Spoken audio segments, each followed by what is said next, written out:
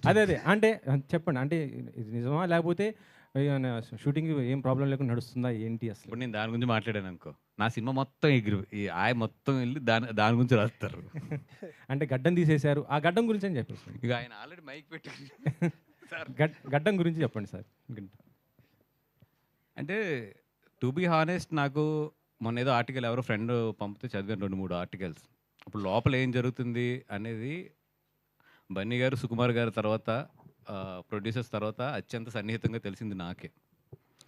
It's a very very simple and చాలా మేము ఆ ఆర్టికల్ చూసుకుని నవ్వుకునే సిచ్యువేషన్లోనే ఉన్నాం మేము అందరం అయితే.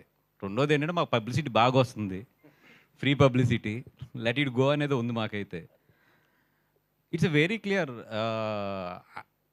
ఎడిటింగ్. ఎందుకంటే బన్నీ గారి వర్క్ కరెక్ట్గా చూస్తే మాకు 15 డేసే ఉంది. ఒక క్లైమాక్స్, ఒక సాంగ్ చేయాలి ఆయన అంతే. మిగతాదంతా అయిపోయింది. ఎక్కువ వర్క్ ఆయనది ఉంది. ఎవరిది ఆయనది ఉంది. ఎందుకంటే ఆయన డేట్ల మధ్యలో ఏప్రిల్ మేలో కొన్ని డేట్లు క్యాన్సిల్ అయినాయి అక్కడ. దానివల్ల ఏంటంటే ఎక్కువ వర్క్ ఆయన మిగిలింది మాకు. బన్నీ గారి హానెస్ట్గా 15 డేసే ఉంది. 15 to 17 డేస్ అంత ఉంది వర్క్ అంతే. సో సుకుమార్ గారు అన్నది ఏంటంటే ఫస్ట్ ఆయన ఎడిట్ చేసుకుంటే, ఎందుకంటే ఇప్పుడు ఆయన క్లైమాక్స్ చేసేసిన తర్వాత మళ్ళీ ఏదైనా తీయాలి అని అంటే గడ్డం అనేది చాలా పెద్ద ఇది కాబట్టి ఫస్ట్ ఆయన ఎడిట్ చేసేసుకుని ఏదైనా ఫస్ట్ హాఫ్లో ఏదైనా సెకండ్ హాఫ్లో ఎక్కడైనా లింకులు ఉన్నా కూడా క్లైమాక్స్ ఆ సాంగు ఇవన్నీ కూడా ఒకేసారి షూట్ పెట్టుకుందాం అని చెప్పి ఆయన అనుకున్నారు. ఒక ఎడిటింగ్ అంటే 30-35 డేస్ గ్యాప్ ఉంది. అండ్ మధ్యలో ఈ నా 5 డేట్లు కూడా ఉన్నాయి. ముందు ఆయన వర్క్ కూడా అవగొట్టాలి. సో 30-35 డేస్ గ్యాప్ ఉన్నప్పుడు బన్నీ గారు ఆయన ఫ్యామిలీతో వెళ్తానికి ఇట్లీకి ఆయన ఏదో కరెక్ట్గా లెక్కేసుకుని 1 మంత్లో వచ్చేటట్లు గీసుకున్నాడు ఆయన. దాన్ని అసలు బీభత్సం చేసి ఇప్పుడు ఇది ఎవరేమనుకున్నా దిస్ ఈజ్ ఫ్యాక్ట్. అండ్ సుకు అనే అతను బన్నీ గారికి కానీ నాకు కానీ లైఫ్లో we have a special bonding.